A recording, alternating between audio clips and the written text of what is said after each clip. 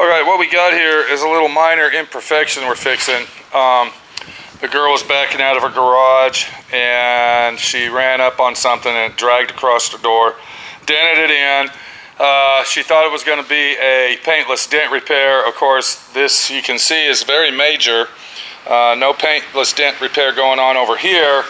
And when you think that you might have a paintless dent repair, always consider this. If you look real close, you can see the edge right there. Once you hit one of them sharp edges, it's no paintless dent repair. You have to have it fixed like this.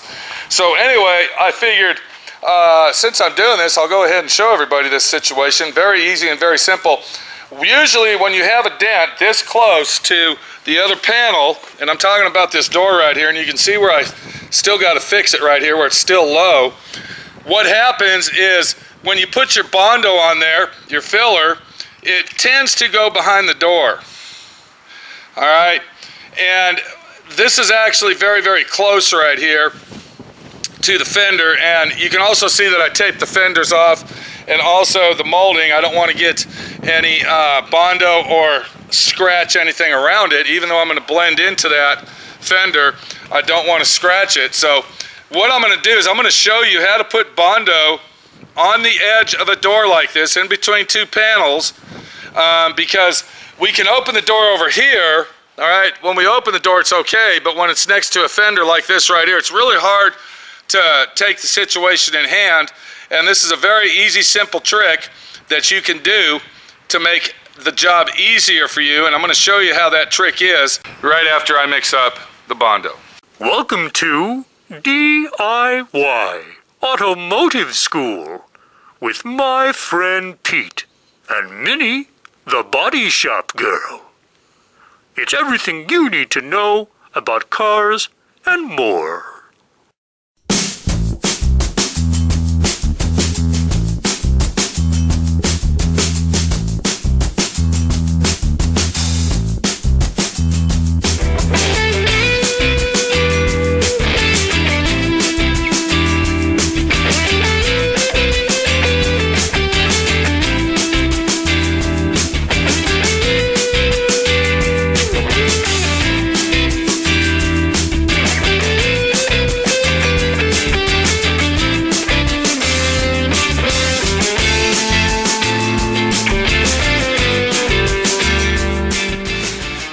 Alright, so what we're going to do, we're going to take our Bondo. Now I want you to pay close attention to what's going on here.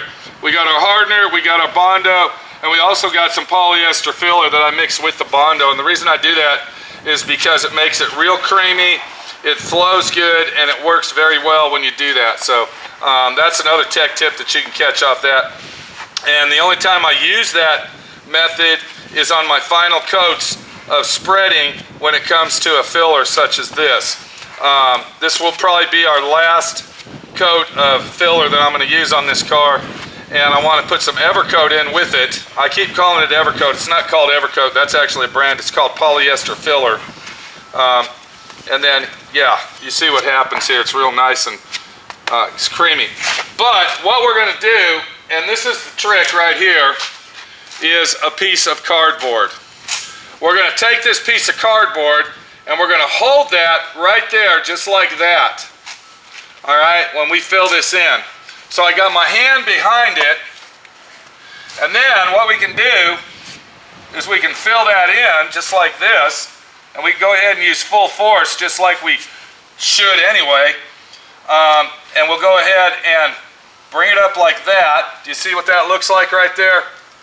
And we're not getting any Bondo behind the door.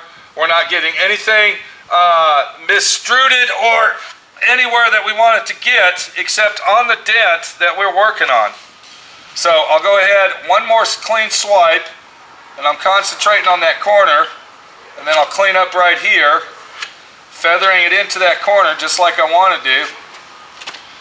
And then I'll take it away very carefully, and then as you can see, we got a nice clean edge. We didn't get any Bondo or filler behind the door, and when that dries, that will be the final coat of filler that we'll have to put on there. I'll show you how nice and smooth this is. I want to show you that. Look when I rub it on my Bondo pellet, you can see that there's no air pockets, and it just comes out real nice and lays down smooth. So anyway, that's the trick that I wanted to show you, is by taking a piece of cardboard and holding it inside there and pressing on it to the contour of the door, you can now swipe your Bondo on there without worrying about getting it behind the door. So that's a short little, very economical and helpful tip that's going to save you a lot of time and a lot of anguish, work, and material on fixing your car and doing it right. This is Pete, my friend Pete, your friend Pete, taking cardboard and using it to spread my Bondo. We'll see you later. Thanks for watching D.I.Y.